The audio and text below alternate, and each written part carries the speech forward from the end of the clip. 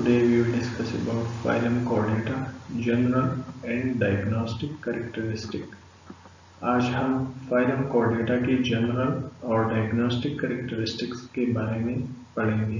Diagnostic characteristic मतलब जो unique features हैं phylum Chordata का, उसके बारे में हम पढ़ेंगे।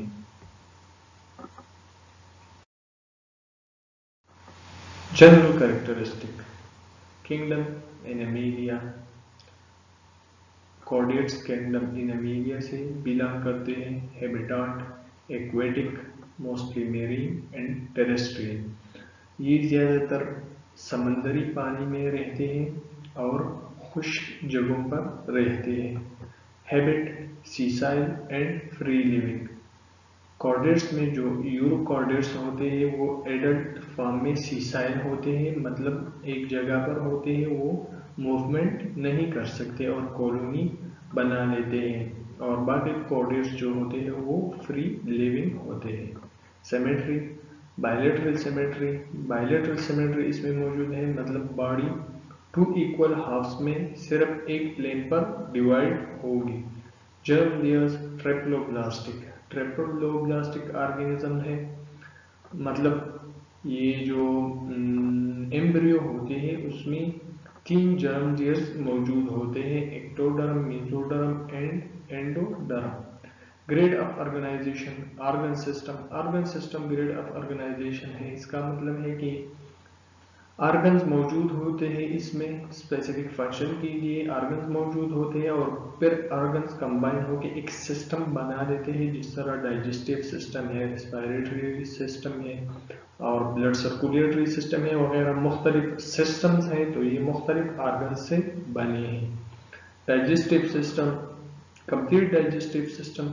इसमें डाइजेस्टिव सिस्टम कंप्लीट होता है। कंप्लीट डाइजेस्टिव सिस्टम का मतलब है कि 2 ओपनिंग्स होते हैं, इसमें एक माउथ होता है और एक एनस होता है। माउथ फूड इंजेशन के लिए होता है, फूड इनटेक के लिए होता है, और एनस एजिशन के लिए होता है, जो अनडाइजेस्टेड फूड है उसे खारिज करने के लिए इसमें एनस मौजूद होता है।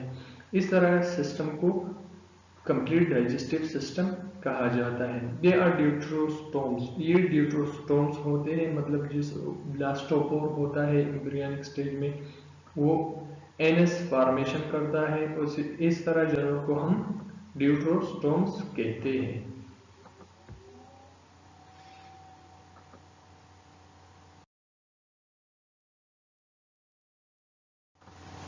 Diagnostic characters. अब यूनिक फीचर्स जो है कॉर्डेट्स के, उसके बारे में हम पढ़ेंगे। These characters are present in the embryo of every chordate but may lost in adult life. ये जो डायग्नोस्टिक कैरेक्टर्स होते हैं, ये कॉर्डेट्स के जितने मेंबर्स हैं हर एक के एम्ब्रियो में ये डायग्नोस्टिक कैरेक्टर मौजूद होंगे, लेकिन शायद एडल्ट लाइफ में ये सारे कैरेक्टर्स मौजूद ना हो, इनमें से कुछ कैरेक्टर्स वो लॉस्ट कर दे। तो ये डायग्नोस्टिक कैरेक्टर एम्ब्रियो में तो सारे मौजूद होंगे, लेकिन एडल्ट में सारे मौजूद नहीं होंगे। उसमें पहले नंबर पर है notochord. It is a solid elastic skeletal rod present below the nerve cord and above the alimentary canal. Notochord जो होता है ये सॉलिड होता है और इलास्टिक होता है। सॉलिड मतलब ये इंटरनली होलो नहीं होता है, एक रॉड जैसा स्ट्रक्चर है। यहाँ पे आप डायग्राम में देखिए, ये सॉलिड स्ट्रक्चर है। स्केलेटल रॉड है, मतलब इससे मसल्स अटैच होते हैं। Below the nerve cord and above the alimentary canal, और ये नर्व कॉर्ड के नीचे और एलिमेंट्री कैनाल के ऊपर मौजूद होता है। It provides the site for the attachment of muscles. Muscle attachment होता है, नोटोकार्ड के साथ मसल्स अटैच होते हैं। In some chordates like lancelets, it is present throughout the life. Lancelets जो सबफाइलम सिफिलोकॉर्डेट्स के मेंबर्स है, उसमें ये लार्वा से लेकर एडल्ट फॉर्म तक मौजूद होता है। नोटोकार्ड सारी जिंदगी इसमें मौजूद होता है।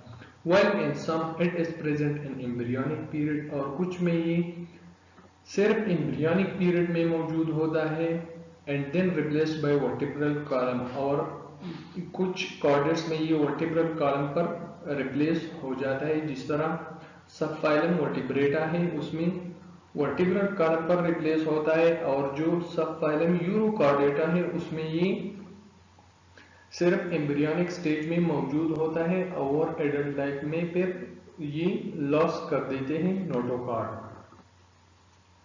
It is composed of large vacuolated cells which make it turgid and make difficult to compress anterior-posterior, but it allow lateral movement. ये लार्ज विक्यूलेटेड सेल्स से मौजूद होता है। ये देखिए यहाँ पे ये एक क्रॉस सेक्शन है, नोटोकॉर्ड का क्रॉस सेक्शन है। ये जो लार्ज स्ट्रक्चर्स आपको दिखाई देते हैं वाइट, ये विक्यूलेटेड सेल है, नोटोकॉर्ड की विक्यूलेटेड सेल है। ये देखिए ये विक्यूल है, इन सेल्स का ये विक्यूल है। यहाँ पे देखिए विक्यूल इन नोटोकार्डियल सेल, लार्ज विक्यूल मौजूद होता है नोटोकॉर्ड के सेल्स में, और इस विक्यूल की वजह से ये इतना टर्जिड होता है कि एंटीरो पोस्टीरियर मतलब आगे से और पीछे से ये कंप्रेस नहीं होता, but it allow lateral movement, लेकिन ये इलास्टिक होता है और साइड वाइज जो मूवमेंट होता है इस तरह का मूवमेंट ये वो एनिमल साइड वाइज मूवमेंट कर सकता है।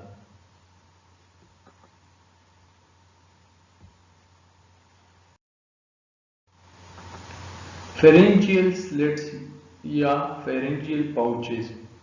These are opening lead from pharynx to exterior. Pharyngeal slits जो होते हैं ये pharynx में openings होते हैं, pharynx में सुराख होते हैं, exterior बाहर जो environment है उस तक ये pharynx में सुराख होते हैं, या the series of openings in pharyngeal region between digestive tract and the outside are called pharyngeal slits.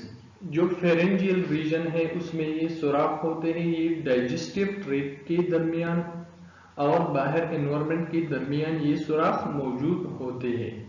They are formed by the outpushing of endoderm lining of pharynx meet and fuse with ectodermal inpushing from exterior. The intervening walls break and form pharyngeal slits. ये इस तरह बन जाते हैं कि जो pharynx होता है, इस तरह फेरिंग्स जो होता है इसका ये इंटरनल लेयरिंग जो है, इंटरनल लेयरिंग ये आउटवर्ड पुश करता है, इस तरह आउटवर्ड पुश हो जाता है, और जो एक्सटर्नल लेयरिंग है एक्टोडर्मल वो इनवर्ड पुशिंग करता है, इस तरह इनवर्ड पुश हो जाता है। तो ये जो इंटरवीनिंग वॉल है, यहाँ पर ये दो वॉल जो जॉइन हो गए हैं ये दोनों ब्रेक हो जाते हैं, यहाँ पर जिस जगह पर ये जॉइन होते हैं और सुराख बना लेते हैं उस जगह पर एक स्लिट बन जाता है जिसे हम फेरेंजियल स्लिट कहते हैं। In some chordate the walls do not break and form diverticula, लेकिन कुछ chordates में ये walls ब्रेक नहीं होते, ये ऐसे तीली जैसे स्ट्रक्चर बना लेता है जिसे हम diverticula कहते हैं। These diverticula are then called pharyngeal pouches, और इस diverticula को फिर हम pharyngeal pouches कहते हैं। इस तरह pharynx होता है और pharynx में ये से diverticula फॉर्मेशन होता है जिसे हम pharyngeal pouches कहते हैं। In some chordate, it is used for filter feeding, while some develop gills in pharyngeal pouches and use it for gas exchange. कुछ chordates में pharyngeal slits फिल्टर फीडिंग के लिए इस्तेमाल होते हैं। मतलब यहाँ पर देखिए इस डायग्राम में यहाँ से पानी अंदर आता है फेरिंग्स में और इस सुराख में से पानी बाहर निकलता है फिर। तो यहाँ पर एक स्ट्रक्चर मौजूद होता है फेरिंग्स में जिसे एंडोस्टाइल कहते हैं, आगे हम पढ़ेंगे। वो एक म्यूकस सिक्रेट करता है और फूड पार्टिकल्स यहाँ पे ट्रैप करते हैं। लेकिन कुछ कॉर्डेट्स में यहाँ पर फेरेंजियल पाउचेस में गिल्स डेवलप हो जाते हैं, गिल्स। तो वो गैस एक्सचेंज के लिए फिर गैसियस एक्सचेंज के लिए फेरिंजियल पाउचेस इस्तेमाल करते हैं।